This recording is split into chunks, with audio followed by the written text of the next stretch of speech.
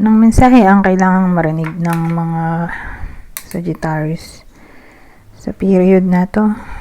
Pwedeng nangyayari na itong magiging reading natin o mangyayari pa lang. Kung hindi man para sa inyo itong magiging reading, edi baka para sa someone na malapit sa inyo o sa someone na kakilala nyo mismo. Baka may lumabas na gender mamaya.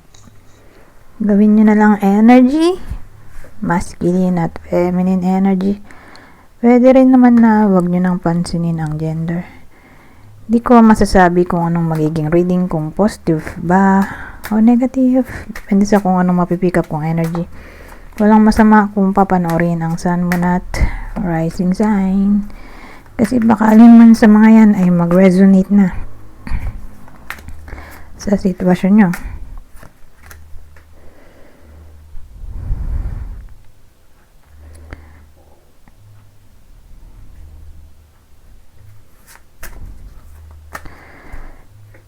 So, ang bida dito ay hindi literal na Sagittarius, kundi someone na malapit sa kanya na babae.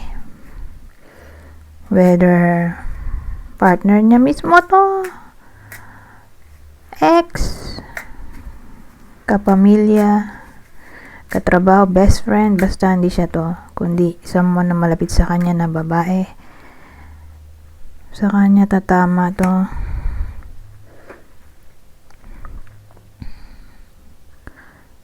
So, ang dating dito, kung single yung kakilala niyang malapit sa kanya, baka maging in a relationship na yon. Ngayon, kung nagkakalabuan naman sila ng partner niya, nung kakilala niya, maayos pa. New love interest, kung single yung kakilala niya, posible naman.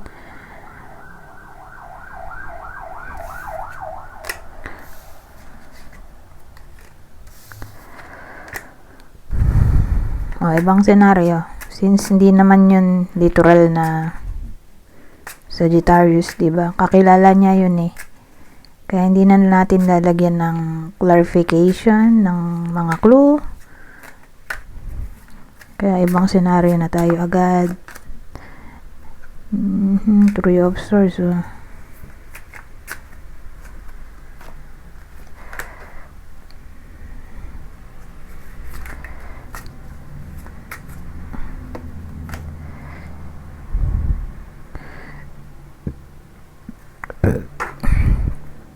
Whether nangyayari na to o mangyayari pa lang.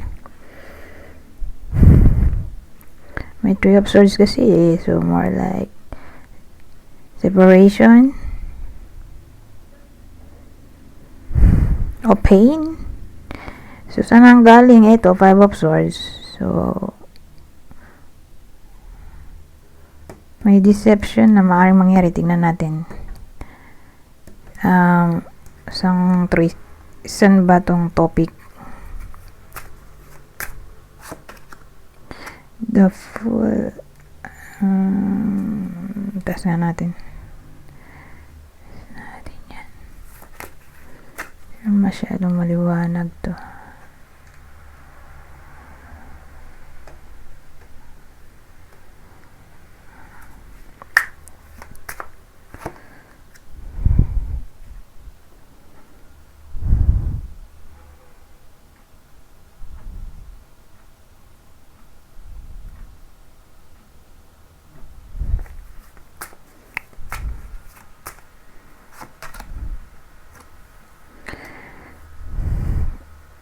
So, tatlong cards yung nilabas ko. Wala namang lumabas na relasyon. So, probably businessman ang tatamaan nito or businesswoman. Basta someone na may business. Kasi pwede rin itong lalaking tao. Or babae kung extrovert. Basta may business siya or may trabaho. Doon mang gagaling tong Three of Swords na may kinalaman sa pain or Siguro kaya nagkaroon ng Five of Swords ay feeling betrayed siya dito in a way na may someone na naging sneaky. So, first time nangyari ito, nandito ang The Fall. Dating sa akin, first time pa lang. Hindi to second, third, o ilang beses na. More like, masusok. Kasi Aquarius din naman. Ay, Aquarius. Oo nga. Uranus. More like, masusok. Kasi nga, hindi akalain ng iba sa inyo na may someone na pinagkakatiwalaan nila ay yun nga, bigla na lang silang binetray or nilin lang kasi nga may sneakiness dito sa Five of Swords.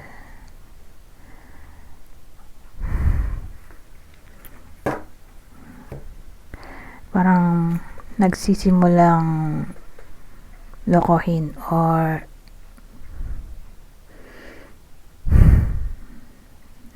nagsisimula pa lang makita ng bida natin yung red flag. Hindi niya inakala na sa taong to na malapit sa kanya pamanggagaling yung ganong red flag.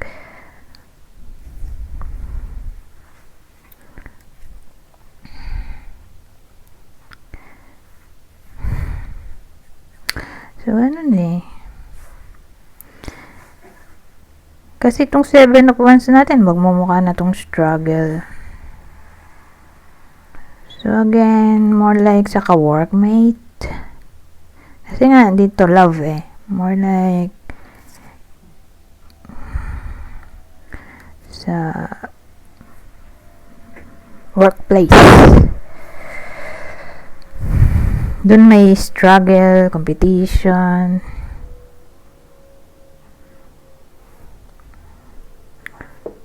Ngayon,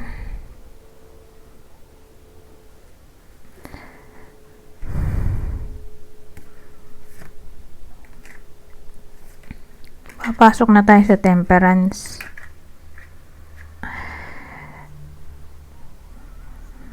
So, syempre, alam naman natin na ang Temperance ay card ng reconciliation or agreement. In a way na magkakasundo. Kasi nga may agreement or win-win solution. So, tingin ko magkakaayos pa dito dahil nga pumasok yung Temperance. At sa bagay, first time naman nangyari at sabihin natin di naman sobrang lala. Kasi 5 pa lang naman to. 5 of Swords unlike 7 of Swords. Na malala talaga.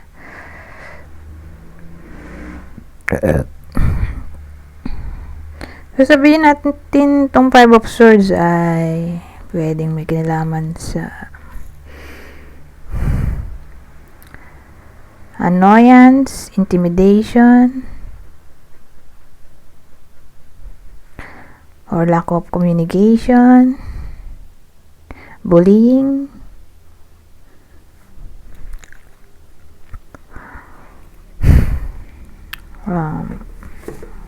ano pa ba ang 5 of Swords?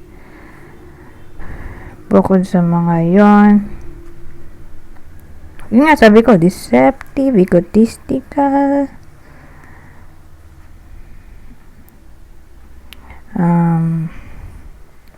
siguro nanghihiya, sarcastic,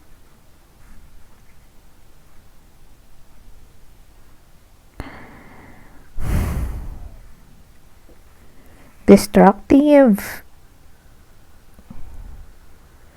disrespectful, ayan. Pero again, ano pa lang siya eh, yung nasa initial stage. Hindi ba siya yung sobrang lala?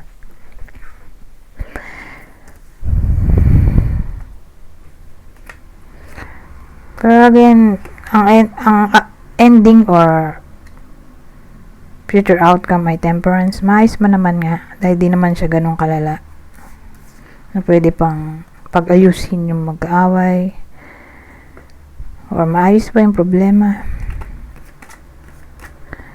So, career yun, di ba? Kasi kung love life yun, may clue. Sino yung partner?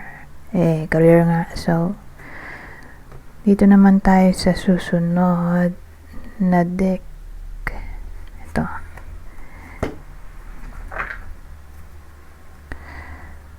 So, sa part na to, may kodigo to. Okay. Bira ko kasi gamitin to. Pero ang maganda dito may reversed.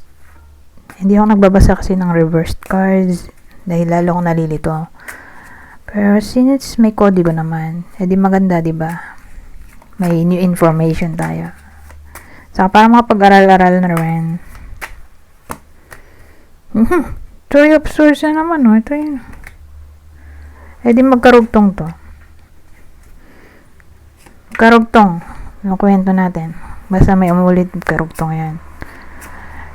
Nagkabati pa sila, di ba? May Temperance. So, after nila magkabati, ito na, isusunod na scenario. Pain na naman. May ano na naman, no? Three of Swords. Bumalik kasi yung Three of Swords, eh. Ano to? 5. Kala ko 7 na naman. 7 of Wands. Pero 5 of Wands to. Kanina 5 of Swords, ano? Pero ngayon 5 of Wands. Pero baliktad.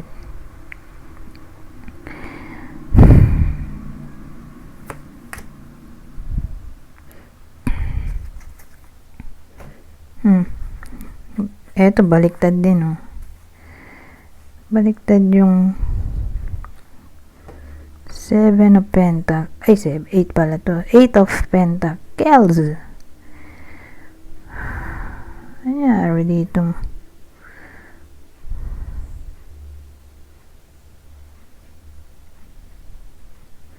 So, again, nagkaroon na naman ng Three of Swords. So, more like magkaaway na naman yung mga yan.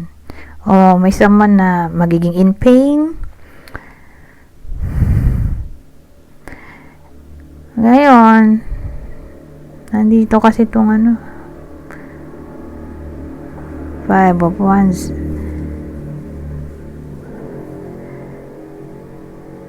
Kaya lang, baliktad nga siya. Na para bang hindi na talaga mapagkakatiwalaan yung nakakaaway dito. Sabi nga dito, trickery, oh. Baka niloko siya ulit or pinlastic. Pero again, more like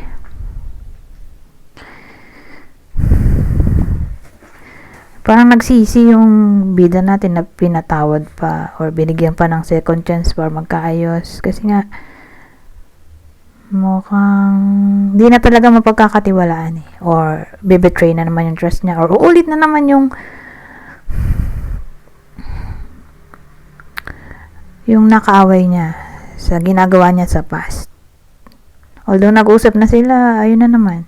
Ulit-ulit. Ngayon,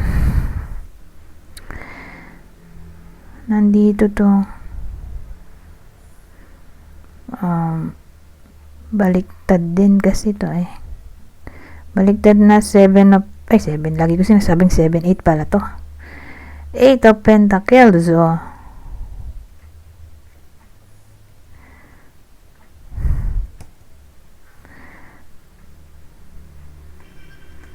Na para bang napagod na siguro yung Sagittarius na magpatawad.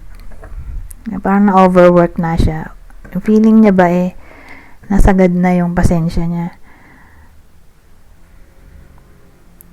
Kasi tinatry niya nga i-workout yung connection. Kaya lang, useless, eh. Hindi nagbabago yung other person or yung nakaaway.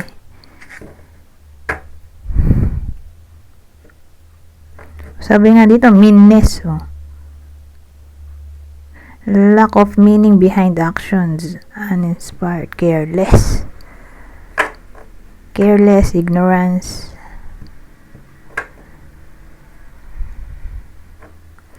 So, ganun. So, ang dating sa akin, not worth it pala. Umpisa pa lang, hindi na worth it. Umpisa pa lang, not worth it na. Okay? Na hindi na talaga maayos kahit ano pang gawin. Na parang nagsayang lang ng panahon na ayusin pang sitwasyon na to. OMG.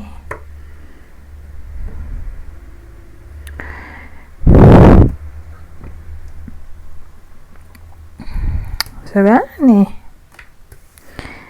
So, after nila magkabati, walang silbi. Kasi nga, umulit lang sila sa sitwasyon dati. Hindi nagbago yung kaaway. Or hindi na talaga mapagkakatiwalaan kasi unworthy.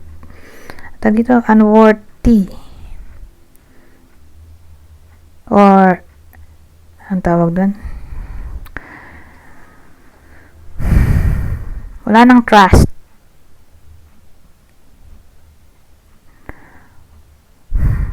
Hindi mo na mapagkatiwalaan ba? Ganun yung feeling nung bida natin.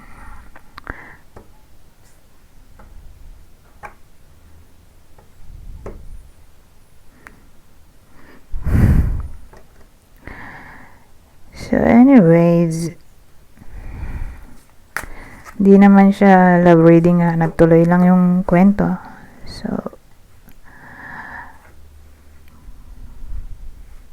na lang tayo sa susunod na scenario. Pero again, dun siya tatama sa career. Okay? Di naman siya love life eh. Someone na parang pinagkatiwalaan niya sa workplace.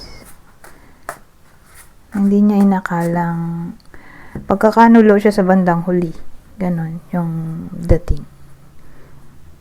Or di pala mapagkakatiwalaan, fake pala, akala niya genuine yung connection nila. Tapos malaman niya eh fake lang pala yung friendship nila. Anyways, punta na tayo dito. Ibang scenario. Ito, amore. Palobat na pala tong ilaw ko.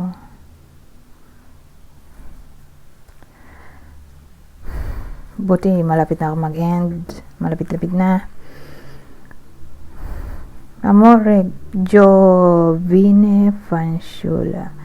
So, sa case na to, ang tatamaan ng reading natin ay babae. Okay. Babaeng Sagittarius. Ano siya eh? Unmarried or single. Siya malamang, unmarried, single. I mean, 40 pababa. Yung edad, siya yung magiging in love dito. Whether new love interest to or reconciliation sa ex, pero more like may in love siya dito at nandito nga yung amore at ang amore ay may kinalaman sa love.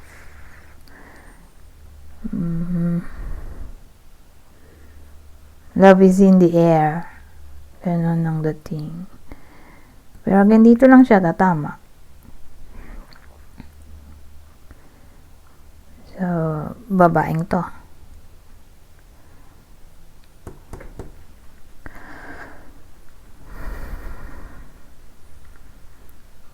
Ngayon, kung hindi kayo babae, hindi babae yung nanonood, di sa someone na babae na malapit sa kanya, na yun nga, 40 pa baba ang edad, hindi pa kasal. So, pwede ditong friend, daughter, sister. Who knows, baka divorce yung magulang ay di nanay.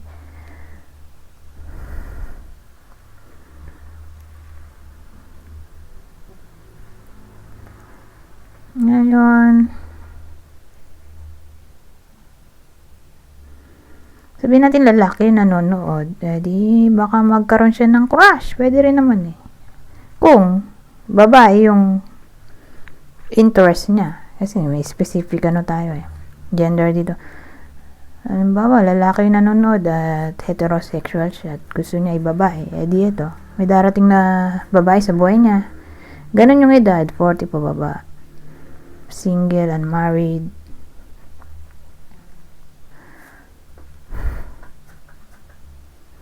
Ngayon, sabihin natin, may relasyon naman yung iba. Okay?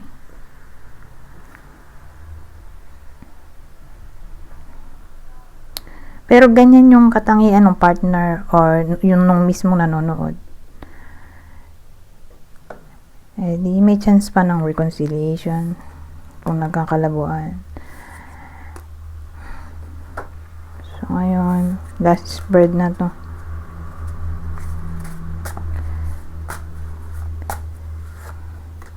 Ay, disgrasya, oh. Denari. Denari kasi ay money. So, parang Pilipino rin, disgrasya. Or sa Spanish kasi, di ba yung lingwahe natin na haluan ng Spanish. Pero ito Italian. Italian yung salita dito. So, literal na disgrasya. Ito nga lang, disgrazia. May Z. Ito, denari nga. So, yung denari ay money. So, financial issues, pag kinumbine mo, ano. Kasi nga, parang nagka-problema sa pera. Baka mawalan ng pera, or magastos ang savings, or magkaroon ng emergency expenses. So, beware sa topic ng pera.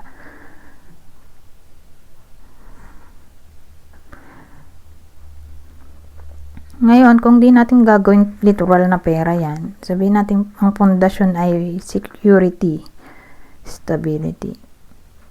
Masishake dito sa disgrasya kasi para siyang tower, no? Parang nasira. So, pag sinabi mong security, stability, di ba? Tatama dun yung money. Tatama din dun yung relasyon. So, beware.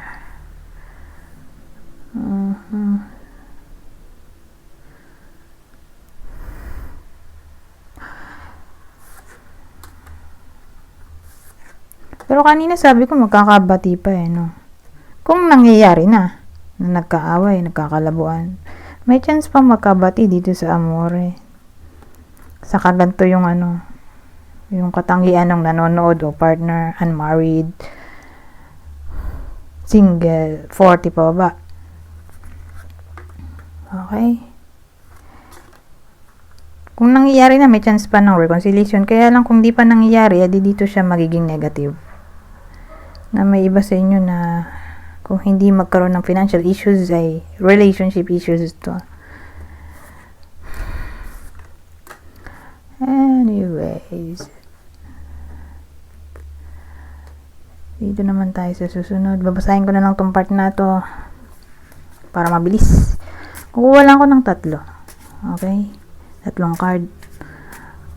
Madali naman tong intindihin kasi basic English lang. So, kunin nyo lang yung mensahe na sa tingin nyo ay fit sa sitwasyon nyo dahil general reading ito. Palobat na yung ilaw. Synchronicity. Divine soul matches have amazing moments of synchrony.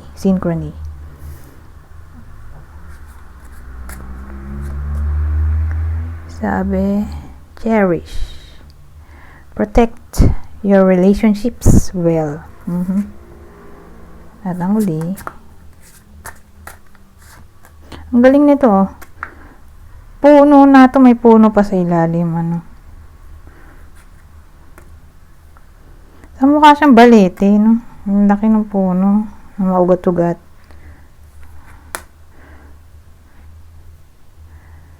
So, ito naman, Cupid. Love is in the air when Cupid is around. O, diba? Sabi ko nga kanina dun sa yung kaninang may amore, may in love nga. Or magiging in a relationship. Pero, specific kasi yung natin kanina tawag doon, detalye. So, para lang to dun yung dun sa babaeng unmarried, 40 pababa. Single. Pero since umulit siya at wala naman nakalagay na gender o specific gender, edi in general na, whether babae o lalaki nanonood, sabi dito, love is in the air when Cupid is around. O, diba? Doon nga kanina may Cupid diba? Ito. Pero kanina nga, specific dito. Yung detalye. Pero ngayon, wala nang detalye. Ito lang. Di in general na lang. Mapababae o lalaki. Love is in the air. Kung single, syempre. Anyways, hanggang dito na lang. Goodbye. Po now.